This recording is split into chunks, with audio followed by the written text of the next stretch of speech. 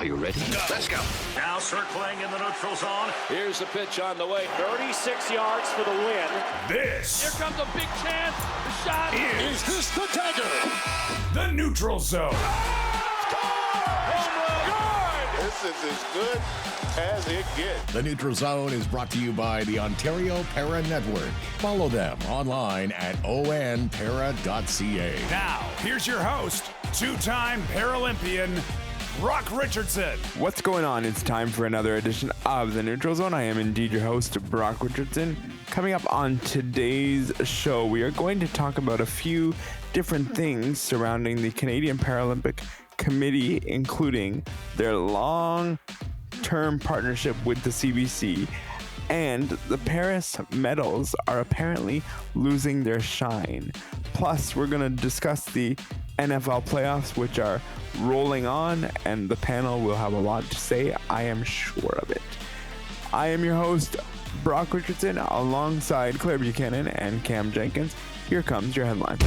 Neutral Zone headlines. The Ontario Para Network is thrilled to announce the introduction of the Ontario Wheelchair Basketball men's team for this upcoming season. This is an exciting opportunity for athletes who are passionate about wheelchair basketball and wish to be a part of the competitive and dynamic team here in Ontario. Tryouts have already began, and if you are interested in trying out for the team, please contact Jesse at onpara.ca. Canadian Blind Hockey is thrilled to announce that they will be having their annual international 3-game series against the United States in Montreal, Quebec. This will align with the Défi Sportif in April from the 25th to the 27th. If you're in Montreal, it would be a good opportunity for you to check out some great blind hockey action. A four-time Olympian Desiree Scott has signed with Ottawa Rapid, National Soccer League's women's team. This decision comes after spending 10 years in the National Women's Soccer League. Bob Euchre, who parlayed an unforgettable playing career into a punchline for movie and TV appearances as Mr. Baseball, and a Hall of Fame broadcasting tenor, has died. Euchre broadcasting career spanned over 50 years. He passed away at the age of 90.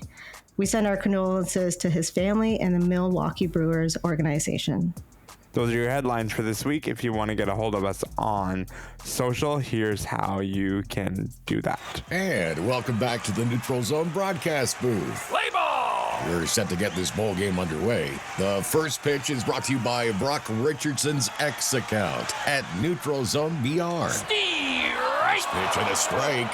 Hey, gang, why not strike up a chat with Claire Buchanan from the Neutral Zone? Find her on X at Neutral Zone CB. There's a swing of the chopper out to second base, right at Claire as she picks up the ball, throws it over to the first base for a routine play. Out! And fans, there's nothing routine about connecting with Cam and Josh from the Neutral Zone at Neutral Zone Cam J and at J Watson 200. And the Neutral Zone is brought to you by the Ontario Para Network. Connect with them at ON Para Network. Follow them online at onpara.ca. Now that's a winning combination. I gotta get something off my chest about baseball before we get into the rest of the script. I understand and can appreciate the hatred towards Ross Atkins and Mark Shapiro because they haven't done a whole lot. But there's been a lot of discussion this past week about players that haven't come and things that the Blue Jays haven't done. They had that Japanese player who was, we were down to the last two players. It was down between the Dodgers and the Toronto Blue Jays. I'm not even going to attempt to try to say his name. Just look it up. It's all over social. But he didn't come. He went to the Dodgers, signed for 8 years for a boatload of money. And a lot of the stuff that's happening is people are saying, oh, once again, the Blue Jays as an organization struck out on this, pun intended, I believe, on most parts of when people say stuff like that. But my thing on this, guys, is players are allowed to not come to an organization. That is the sole purpose of free agency. That's what you earn as free agency. Am I the only one, start with you, Cameron, am I the only one that feels like this is an athlete's decision to decide not to come to an organization? It's absolutely an athlete's decision, especially if they're a free agent, picking a team, because they have a lot of different reasons as to why they pick an organization. But one of those reasons is that, is an organization dedicated to winning? And when you look at the Blue Jays, their minor leagues don't have hardly any prospects. They have players, but not even signed, their best players being Vladdy and Bo. They have an aging pitching core that within the next year or two will be gone. Why in the hell would you pick the Blue Jays as an organization that you would want to commit to for, I believe, he has 6 years to go before he can become a free agent, the player in question. So, why in the hell would you want to come here? There's no reason to. If you had Bo and Vladdy locked up, that might be a little bit different. But as of today, they did sign a free agent, Anthony Santander. Yeah. Santander. I don't even know how to pronounce his last name. And he's a 40 home run guy, or at least was last year. So you need pieces in place in order for free agents to come here, and the Jays just don't have that as of yet. Yeah, I don't think that there's really a question of whether it's an athlete's choice or not. I don't think that's where the light is shining on. It's more so about the why. Like you said, Cam, why aren't these players signing and re-signing with Toronto?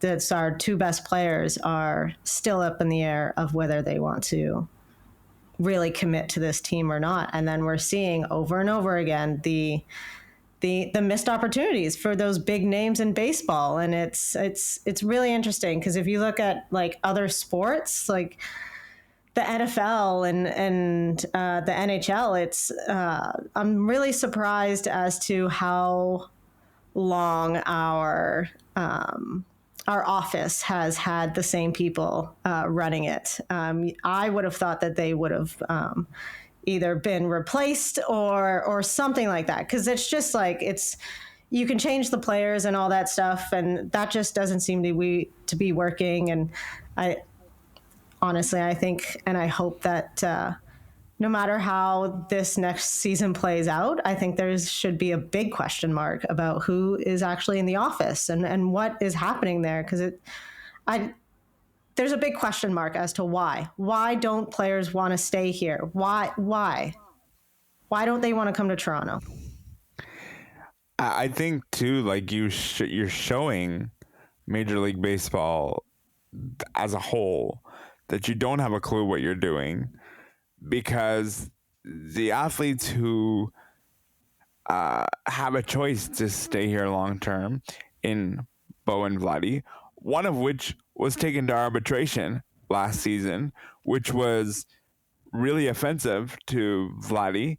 The other one, from reports that I've seen, is pretty much already said after the season I'm going to free agency, and that's Bo, and the season hasn't even started yet. We're having this conversation in January, I get, but yes, the conversation is Mark and Ross have been 9 years at the helm of this team. Nine seasons. That's enough. I'll use the phrase in this way because it's timely based on when we're recording this. Even presidents of countries of the United States only get 2 terms, and that's it. That's 8 years. They've had more than 2 terms. Get out of their office. Moving on. Get out of it. It's nuts. I think you just lose the room, Claire, after a certain period of time, and I don't even think they ever gained the room, Mark and Ross, to be honest with you. Yeah, over the last 9-10 years, we've kind of been searching for this, getting over the hump. one of even getting into the playoffs, but actually making a run for the playoffs and a deep run while in the playoffs. But it's you have to rebrand and regroup and kind of start all over at some point. And it's, if you have people like Bo that already have like one foot out the door, we're sending the wrong people out the door, in my opinion.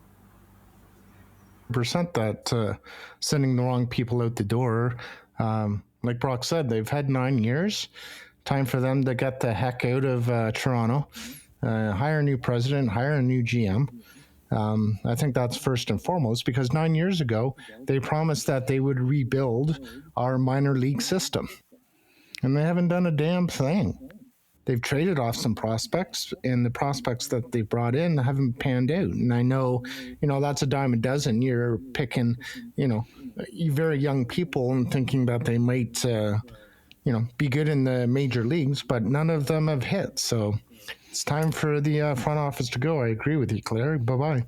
Everybody has a shelf life, and I think the Blue Jays have just let this shelf be what it's going to be, and it's too long. So I just wanted to squeeze in a little bit of Blue Jays talk. Thank you both for obliging my little irritant. I was literally sitting here prepared to do the show, and I was like, you know what, I'm just annoyed with the Toronto Blue Jays, so I'm just gonna throw this out there and put as much on the table and just let the panel decide what they wanted to. So I appreciate the efforts of the first 10, 11 minutes of the podcast as we do this on to regularly scheduled programming for the Neutral Zone today.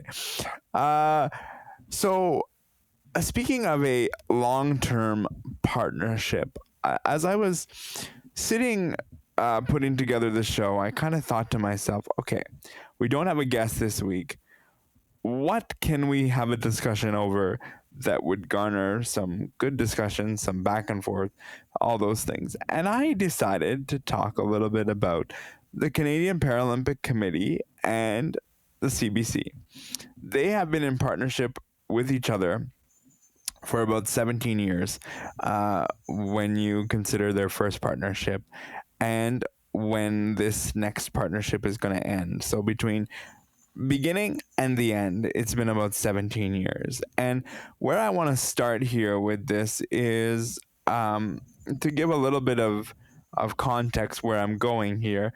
What do you think about this partnership over the last 17 years? Is it good? Is it bad? What do you guys think? Let's start with Cameron on this one. I think that it's good. 17 years ago, I don't really remember 17 years ago and how it started, but looking at it today, I think it's a good partnership. A lot of the events you can get through social media now, so a lot of people are able to watch events, which is great. CIBC specifically for Canadians, I think they do a good job of marketing the athletes. Of course, you could always do better, but I think they're doing a good job for the most part. And I think that, it's good. Of course, it would be nice to get even more coverage. Maybe some more events on actual television cable, but that seems to be going the way of the dodo bird. I think most people are going to be doing it online to be able to watch into the future, like 10, 20 years from now. I really think cable might be gone and it's just all online. So,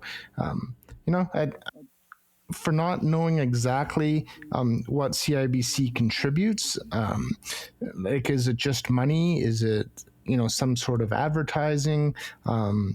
What it is they do, from my eyes, I think they're doing a fairly good job. Yeah, I mean, when you think of the Paralympics and Olympics and the coverage that we get, you think about CBC, and it's just become a staple of the games, and it's nice to see that they've locked that in for a little bit more. And yeah, I think the biggest,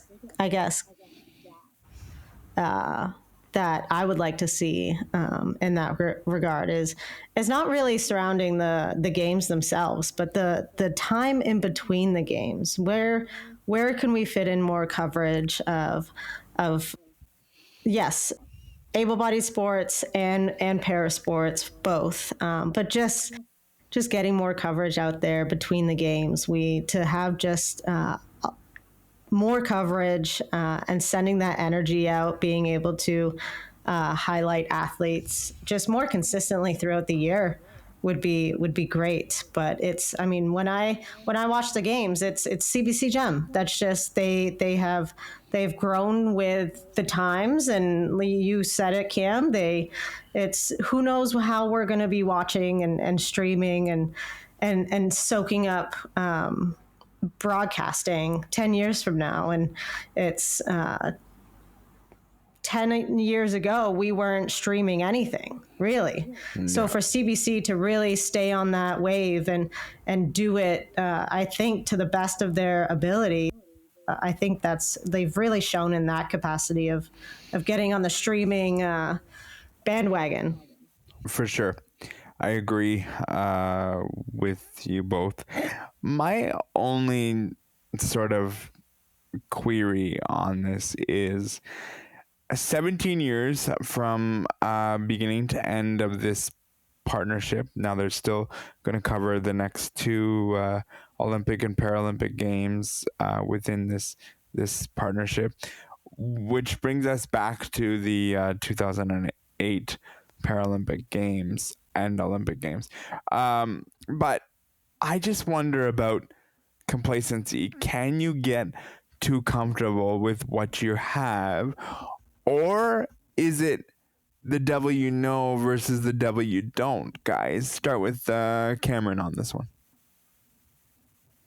What do you mean by complacent, or the devil you know compared to the devil you don't?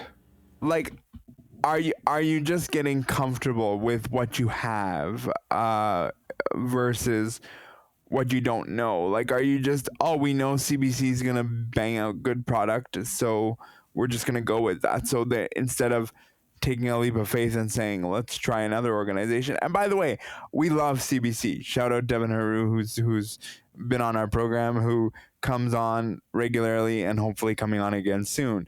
I'm not knocking CBC in any way, shape, or form. I'm just having a conversation. Can you literally get too comfortable with, in this case, your partnership with the CBC, and thus miss out on another potential opportunity because of it? That's what I want to know. Well, I think it comes down to when the negotiating rights come up. You've got to go to others like Sportsnet or TSN as an example, and say, okay, this is what CBC has done for us. And this is what we want to do moving forward. And this is the money that we're looking for in order to be able to do it. And then if somebody else steps up, I think you've got to take that. Just like any negotiation for any basketball, hockey, football, sport, you've got to, play the broadcasting rights to a number of people to see who will step up and who will come to you with a presentation to say, okay, this is what we're going to do, and this is what we think moving forward is best for, in this particular case, para sports. Brock, I like that you raised this question because it made me think of we haven't really heard those parts of the negotiations. Does CBC have a competitor that kind of throws their name in the hat when these contract renewals come up? Because we don't really hear about that. We just keep seeing CBC being re-signed and it being the home of the Olympic and Paralympic Games. And it's interesting to think of where another home for CBC, the Olympics and Paralympic Games would be outside of CBC. And it's an interesting part of the conversation that we don't really know about. Does it make a difference, Claire, do you think it makes a difference that the CBC is a publicly funded broadcaster? I think in some regard, yes. I'm I am very, I've limited information in this part of the conversation, admittedly. So my opinion, I like that it's publicly funded. There's probably some downfalls to that as well, as there are in any situation. There's pros and cons, and probably other ways that we could benefit from other avenues. But it's tested and tried and true that it's been working. You know what I mean? The proof is in the pudding that we keep putting out great coverage, and it keeps growing every time we sign a new contract. And it's just, it looks like CBC continues to kind of like push the envelope. But again, how much more can we push the envelope? Is that really the goal? Or like you said, do we stay complacent in what we're getting right now? Is it good enough? I think also, Claire, you and Brock, you had talked about CBC, and it's run by the government. It's also free for a lot of people to watch. So I think there's a lot of more eyes on the Olympics and Paralympics because of that. Because I think more Canadians can watch that. But at the same time, both for the Olympics and Paralympics, how much are they spending in order to be able to get those rights? Because at the end of the day, could that money, I'm getting political here, but like, could that money go to something, a little bit more useful, towards healthcare, or towards teachers, or towards, police, RCMP? Like, there's a ton of things that you can think about as far as how much they're spending, and then how much, because the bill, or was it $62 billion? There was a deficit in Canada this past year, and that's B with a billion. So, that's something else to think about too when you think about putting money into sports or certain things as well that you've got to think about as well. I mean, there's a certain party in Canada that's threatening to defund the CBC for the same reasons that you just articulated about the fact that it's too much money, it's too much spent, it's all this. I mean, today they have over 10 hours of coverage on a president inauguration who is the president of the United States. Do I understand there's implications for Canada for what he's doing? Yes, I do. But I also sort of see the argument of like, yeah, but you're literally spending 10 hours, which I watched most of it, I must admit to both of you as I sit here. But it's like, you're spending a lot of money, and all of the correspondents, they all have chief political correspondents, and those people don't come cheap when you give them the label chief. And so this is the struggle. What would I do without CBC News Network? I have no idea, because that's what how I understand my political news and how I get it. But I do understand the argument and see the argument, Claire, of this is a lot of money to put into it, and to say, let's just fund this. Absolutely. And as a lover of sports, I agree with you. I don't want to get too political, but I believe there is definitely other sectors that we could be defunding a lot more. In sports, especially when it comes to Team Canada, everyone's rallied around the TV and cheering for Canada. So I don't want to take that money away. But I guess because of the time of recording, the inauguration for the president is going on in the States. And so it's really got me thinking in political ways. And when I saw this topic, I was thinking, well, money-wise, and for our own country, $62 billion, you've got to cut somewhere. I hope it's not, sports or CBC or anything like that, but it makes you think on a national basis for the good of the country.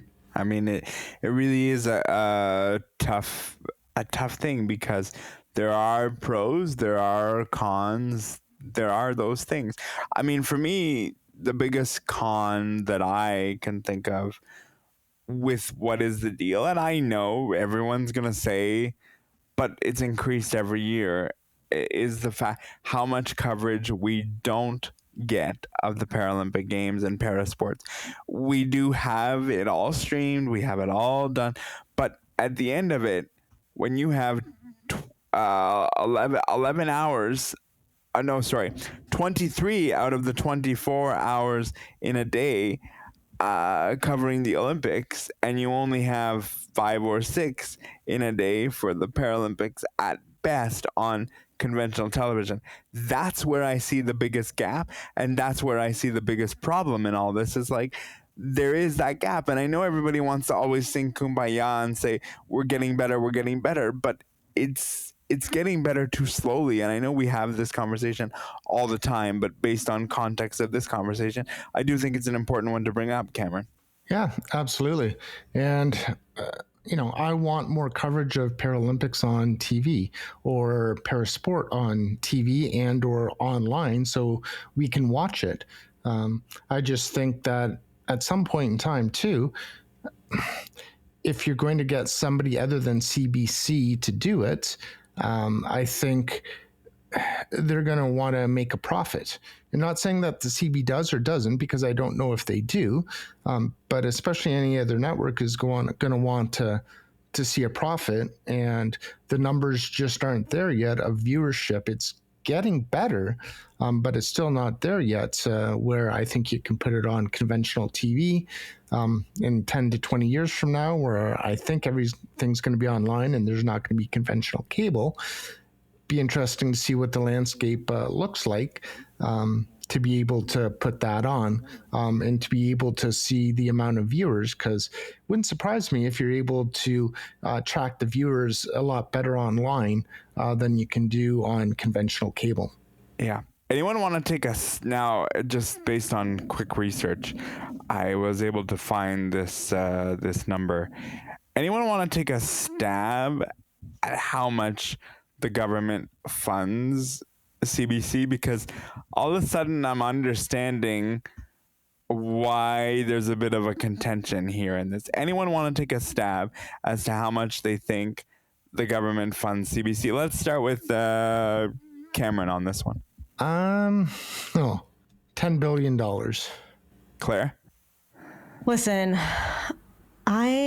first of all, I don't like pop quizzes, so I'm just failed gonna. those in school too, Claire. I hear you. I would like to throw you under the rug right now, Brooke, but I'll take a stab at it. Like, are you asking within like what, each year or?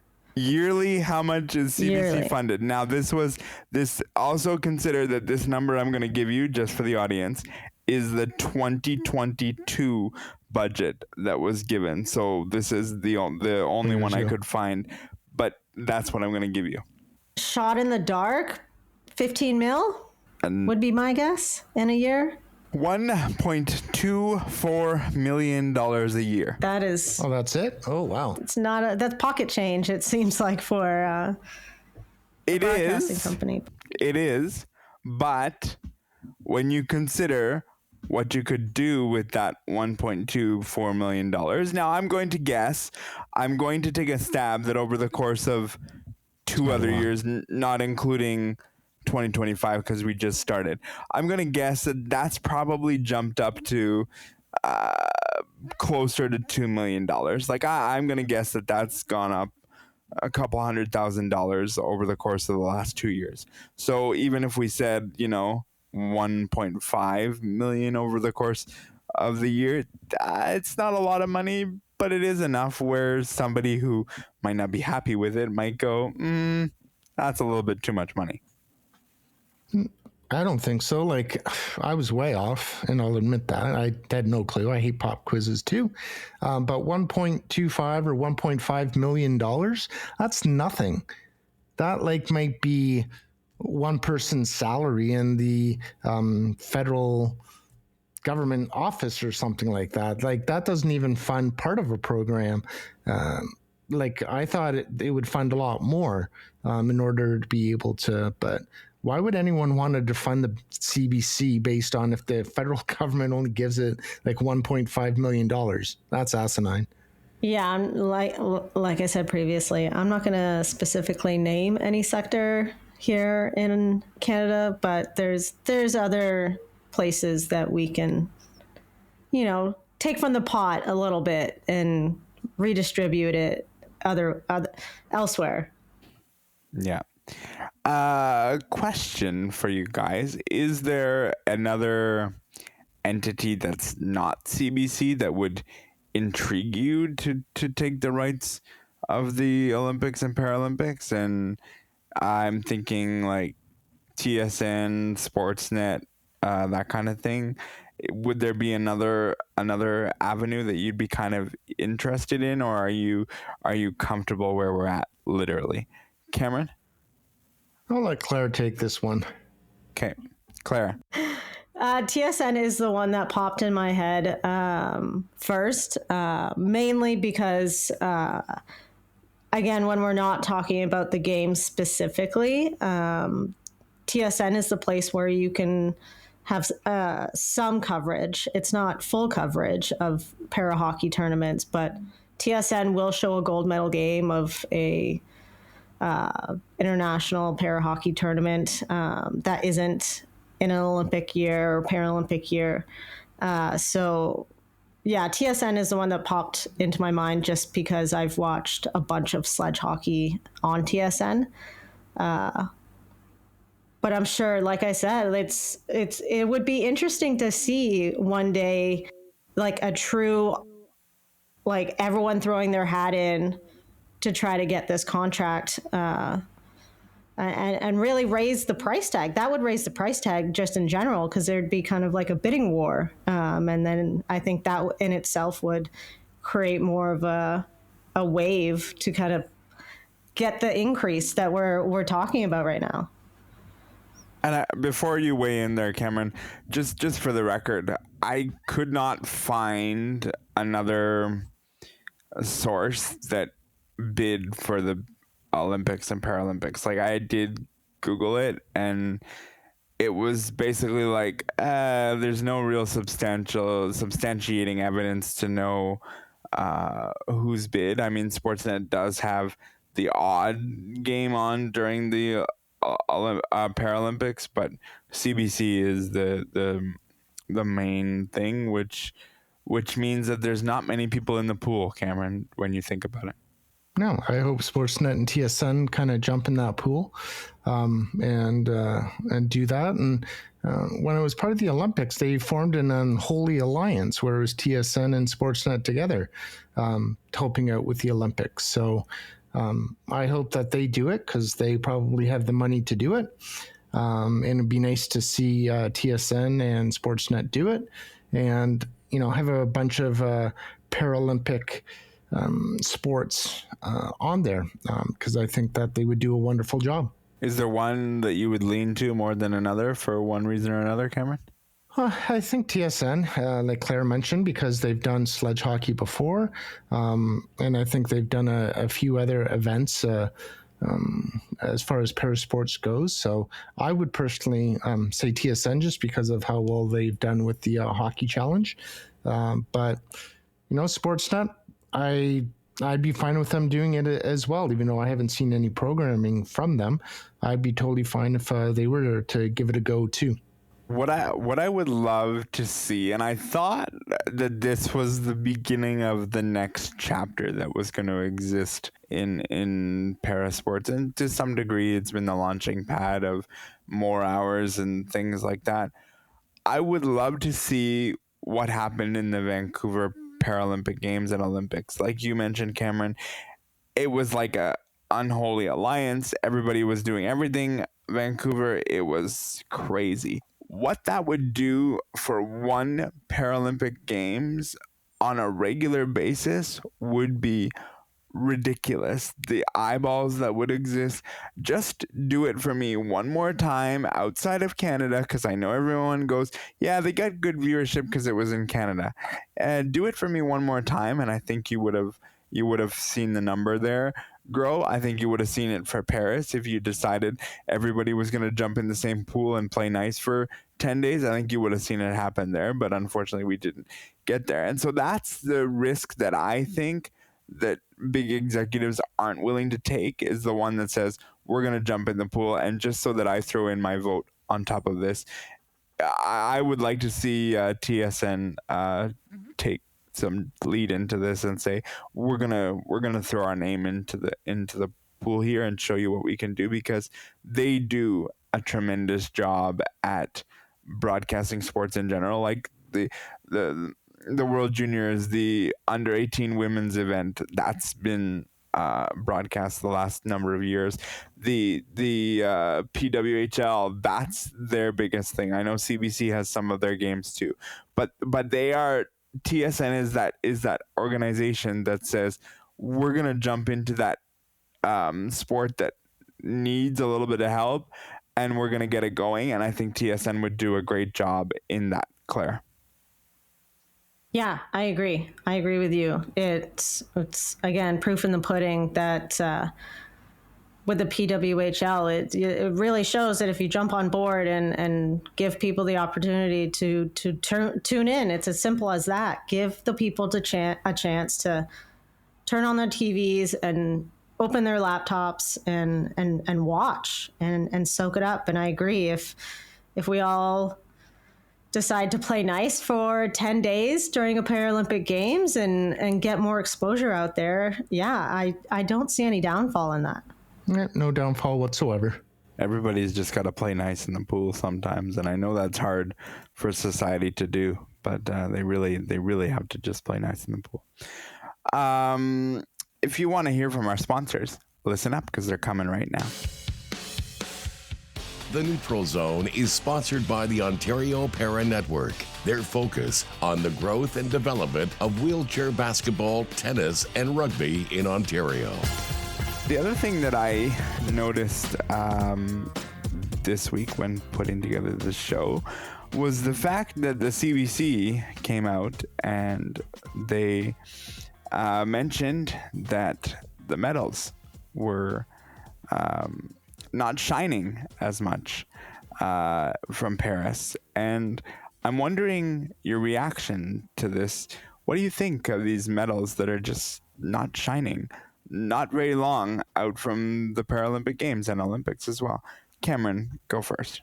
Yeah, I think it's an embarrassment that the medals are not shining, are degrading, however you want to say it. I think it's an embarrassment to the Paris Committee, whomever made the medals, because something like that shouldn't be happening so quickly. I really don't know what else to say about that, other than I think it's an embarrassment. And I don't know about making medals or how long they should last, but it just happened over the summertime. That's not even a year. Come on, it's silliness. Yeah, I definitely have a handful of medals that I've had for a couple decades now, and there's barely a chip on them. But it was shocking to hear, because it's kind of this really hasn't ever happened before. So it's oh my God, that feels a little chaotic. But in the same breath, they were we're fixing the issue. We're sending athletes new medals, and they're going to do a better job of fixing whatever process they use. So it was nice that almost immediately they were fixing the issue. So it happens, I guess. It is what it is. It's unfortunate, because I'm sure the athletes themselves, you won that in a moment, and you don't want that specific thing to change, because it really tarnishes the actual moment for a little bit. So it's unfortunate. Absolutely. I feel like the shine should have been a thing that was thought through before we got to the point where we're, less than 6 months from the Olympics and Paralympics. Maybe we're around the 6 months mark, but still it's half a year. I just feel like it should have been taken more into account, the shine, the way this was, because I have a friend who lost a medal from the 2015 Parapan American Games, and she lost a medal, and she was given another one because of the circumstance. And but the first thing she said to me was exactly what you said, Claire.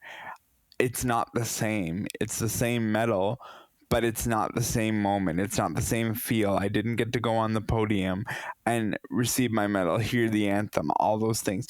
It's all part of that moment that you just lose. And I think with all the pomp and circumstance about, oh, there's a piece of the Eiffel Tower and they're going to be the coolest medals in history, even that narrative loses its shine because it's not so cool that they've lost their shine. Yeah, there's a remedy being done here, but you lose the shine on it, Cameron. Yeah, you absolutely lose the shine on it because that's the medal that you were given.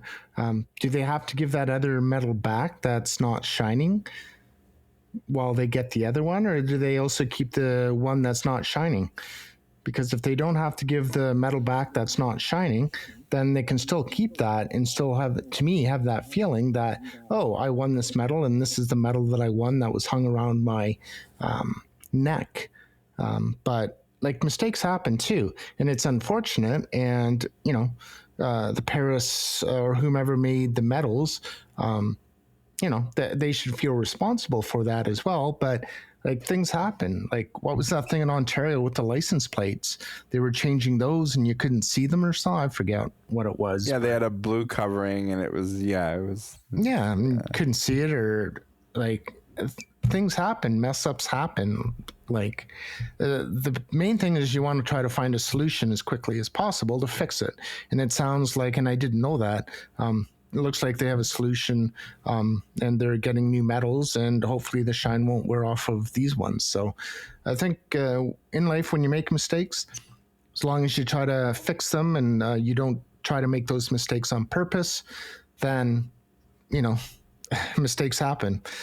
Yeah, it's interesting to think about the process of, did they test this out? Did they make a couple medals and wait it out and just, was there a testing process, or was this kind of a last minute thing? Like, how much time and effort was put into the process? And I like the comparison with the license plates, because that's another question of, did you guys even test this out? Like, you even put it on a car and have someone shine their headlights on it? Because it disappears as soon as you get in front of somebody with headlights on. So it raises the question of, like, did you actually test this out? Or you're like, we made the medal, it's done, whatever. Okay, next project. Yeah, and like, have they ever tested medals before to see if it would happen? What is different about these medals that the shine is going off of them, or the paint or whatever it is, compared to the other ones? Like I make a lot of mistakes in life. So I understand that a mistake was made, and it's nice to see that they're providing a solution and getting it done right now. But at the same time, yeah, of course, you don't want to go through that again. So do something to check the medals to see. And I don't even know what that process would be to check the medals, but rub the shine off of it, like what? Like, rub it against your shirt and see if something comes off, or like, how do you check that? The problem that I have, and it lends to what Claire said, the problem that I have is the following. I have medals that are over 15 years old. I have my first medal, which were not done, I would imagine, to the same cost as the ones at the Olympics and Paralympics. There's not a piece of the Eiffel Tower in any of my medals. There's just not. There should have been. And there should have been, I agree. But I do, like Claire, still have shine on the first medal that I ever earned, which was 15 years ago, roughly. And yes, I think we'll end on and say mistakes happen. Remedy was made. Thank you, Claire, for pointing out the remedy being made, because I did not find that there was a remedy that was made. So well done for you on that one. But yeah, I saw that already. And good question, Cam, because I am... I'm curious about the process of, are athletes sending in these medals and they're getting fixed and they're receiving them back, or are they getting completely new medal. Yeah, and if they're getting a completely new medal, do they have to give the old one back? Yeah, I saw a post about them fixing the issue, and it said that over 100 athletes have already received their fixed medals or sent them in. Perfect. So it's a big number of medals having to be fixed already. But yes, I'm curious to what the answer is to the question of are those same medals getting fixed, or are they giving out new ones?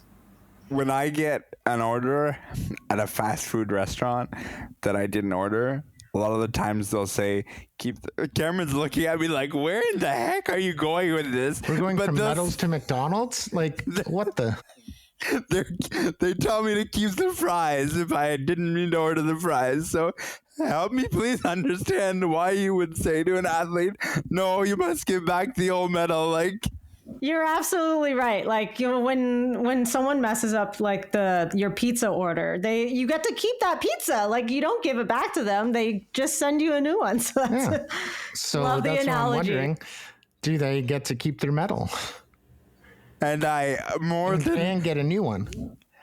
More than not, do I eat that extra pizza? Yes, I just pick off whatever is offending me and I move on with my day.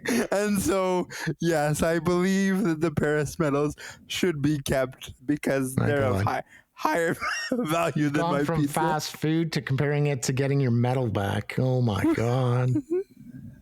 Welcome to the Neutral Zone. We've gone everywhere from political stances to ordering your pizza and getting it back. This is where we are today on the show. But yeah, baseball in January. What are we, man? It's a week. Listen, I don't say chaos. You never know what happens when you enter the neutral zone for no good reason, because you just never know. All right, I guess we should move off of pizza. Although now I really want pizza for dinner, but I don't think I'm going to get it. 967-1111 phone pizza. Hey, I didn't even think that's the number anymore. I think it changed now. I don't think it's the number. It's depressing because I like that jingle. Anyway, moving on. Another thing that the Canadian Paralympic Committee threw in my inbox this week, which I really appreciated, was the fact that the medal earnings were officially tabulated. And this goes back to when you would win a medal, you would get equal funding to the Olympic Games. So that total amount of money given by the Canadian Paralympic Committee was a grand total of $535,000. That is money given for winning a gold, silver, or bronze. When you hear that number, Claire, what does that say to you? It's about time. That's a hard stop. It's about time. These athletes have been doing this just as long as their able-bodied counterpart, and we're finally getting paid. I have nothing else to say. It's about time, and I hope it stays that way. I would be furious if somehow in the next year or two that all of a sudden like this money isn't there, or like they just can't keep this going, because that would be heartbreaking. If the Olympic athletes are getting money, then the Paralympic athletes should be getting money. Period. End of story. The money that is awarded for the medals, is that just the Canadian government, or is that gentleman that gave a bunch of money? It's the philanthropist Sanjay Malavaya, plus the Canadian Paralympic Committee, plus the Canadian government. Like, it's a whole bunch of people all together. But my understanding is that the philanthropist Sanjay Malavaya is the one that got this to push this over the edge and give up. Contributed. Yeah. So my worry is that once this great philanthropist chooses not to give any more money, what's going to happen for the Paralympic athletes?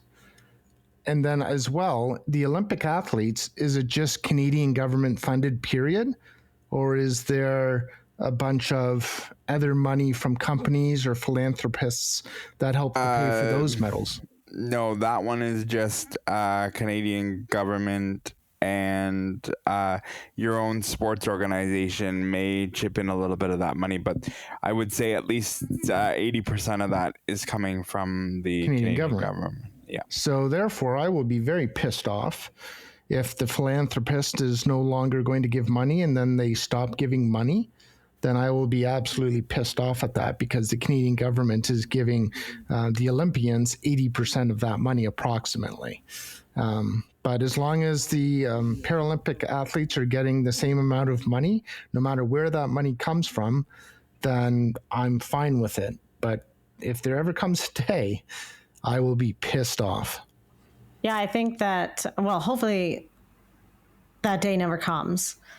But I hope that if we are confronted with that situation, that we just restructure how the money is evened out and make it even and share the pot, because that's how it should be. I'll take a phrase from our dear friend Devin Haru, who's been on this program many times. This is where we need to have the conversations of national sports organizations and para-national sports organizations need to become one, because then you can share the pots with each other and help each other out, because there is going to be a day where this philanthropist decides, guys, I did this once, twice, 3 times, whatever the number is that he does it. I can't do this forever. And there better not be a situation where the Paralympians don't get any money because they got no money long enough that the Olympians did and they didn't. So it would just be a really bad situation. But I don't want to think about that today. But at the end of the day, when you are relying on some of the funding to be provided to you by this very generous human being who has really no skin in the game, other than to say equality is equality, which is good enough skin for me, but he can just pull out and say, I'm not doing this anymore, figureitout.com. And I'm afraid, guys, that the figureitout.com is, well, we're just not doing this anymore. That's what scares me. Yeah, it scares me too. And I hope that day doesn't come, and that both Olympic and Paralympic athletes are paid fairly and the same. Yep. What do you guys think that this number does for the grassroots? I'm going to start this conversation to know, so that you guys know where my head is sort of with this. What I think it does is people are now looking at the Paralympics and saying, geez, I can really put in this hard work and I can get up there and be on the podium and get some money. Because before this, everyone was talking about money that they had to dole out to play sports. Now we're getting a little bit more of that even playing field. So to me, that's what the grassroots level does on this one.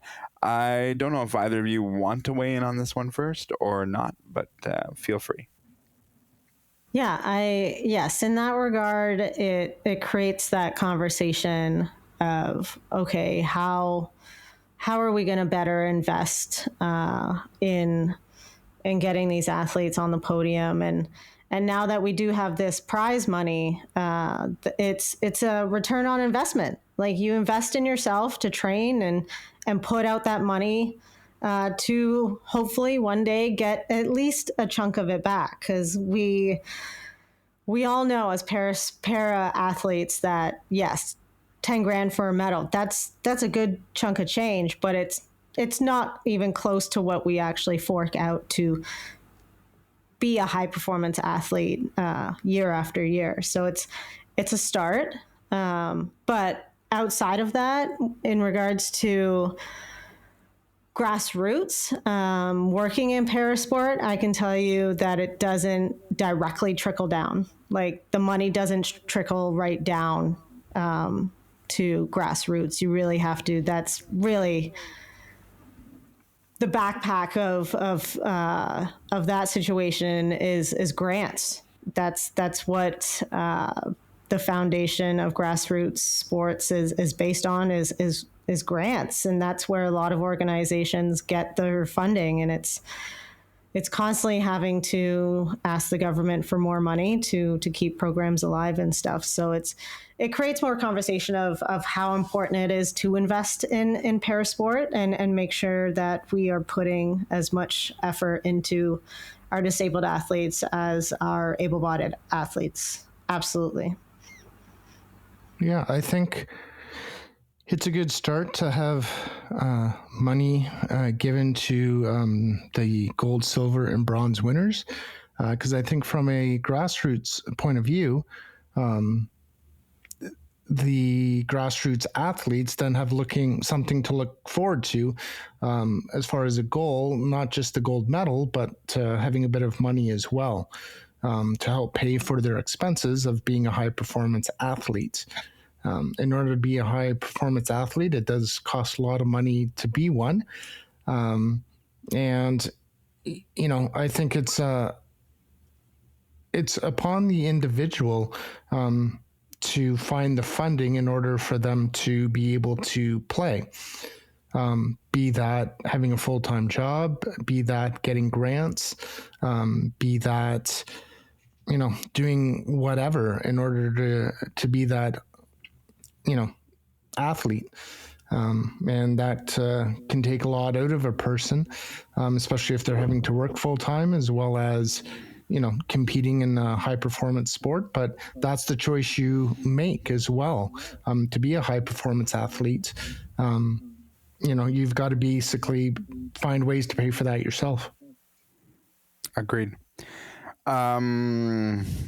Yeah, it's a tough conversation, and I don't mean this, you know, to be tongue in cheek in any way, shape, or form. But there are only 3 medal winners per sport. I mean, there's lots of different classifications. You can do different things, but there are those sports that it's just a one and done sort of situation, and so you can put in a lot of effort and a lot of time and not reap those benefits. And so you do have to still, even with this money, you still have to do it for the love of the sport, because to get on the podium is very, very difficult at the Paralympic level, as we've discussed many times.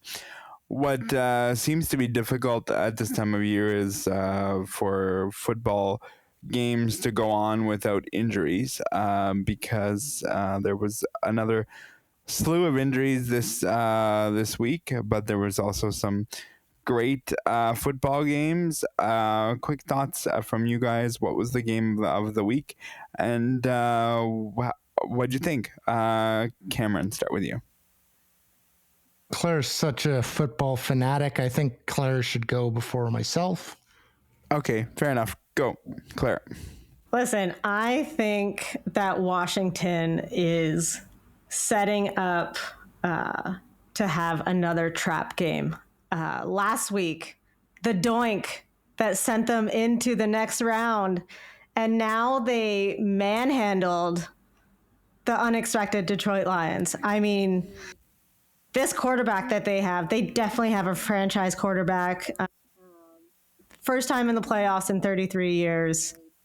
I really think that they can. I think they can win this next game as well. I'm going to say that. I love Jalen Hurts, but if you look at his track record in the playoffs and just his consistency, he can't throw a turnover. Not one, not two. I think if he throws even one turnover, that Washington is going to capitalize and. Yeah, I think Washington is setting up to have another trap game. All right. Well, I watched the Detroit versus Washington game, and I was hoping for Detroit, but obviously Washington had other ideas. Like it seemed to be, it was nuts for a while. It was like one touchdown, the other team got a touchdown. Like it was just nuts, and then finally Washington came out on top. So kudos to them. But I am upset for my friends that were huge Detroit Lions fans. But Washington, dare I say, maybe a Cinderella team in these playoffs. Yeah, I think the Bills can do the same thing. They beat Kansas City already this season in Kansas City. Yeah. So it's Yeah. going to be two very good games that really could go either way. Now, as we know, either you love the Kansas City Chiefs or you absolutely hate the Kansas City Chiefs. And all I see online is about how the refs are paid by the Kansas City Chiefs, and that's why they win games. And they showed a couple of plays as far as the head-on-head hit. That was not on Mahomes, but it was on the two Texans players, and Mahomes was kind of underneath that. Still kind of got hit in the chin. He didn't even get touched. He didn't even get touched, but there was kind of one to the chest, to the chin, but that was called, and everyone was going nuts over that. And then there was another one where they were kind of forcing Mahomes out of bounds, and then they called that, but then they showed another replay from another game where there was no call whatsoever. So as much as I want the Chiefs to win in one sense, because I love Patrick Mahomes, I think he's a phenomenal quarterback, and I always cheer for phenomenal quarterbacks. But there might be something to this conspiracy from what I saw. I don't know. And then Philadelphia, they just took care of the Rams. Their defense is phenomenal. Their offense is phenomenal. And then, yeah, like I said, Buffalo, Brock and I were texting during that game, and Buffalo, they just took care of Baltimore. And it wasn't like a huge victory. It was only by 2 points. And I forget the name of the Baltimore. I think it was a tight end where he had the ball. He was going in for the 2 points. He had it, and he dropped the ball. Like, are you kidding me? To tie up the game. And the only reason why Buffalo got as many points is because of the turnovers.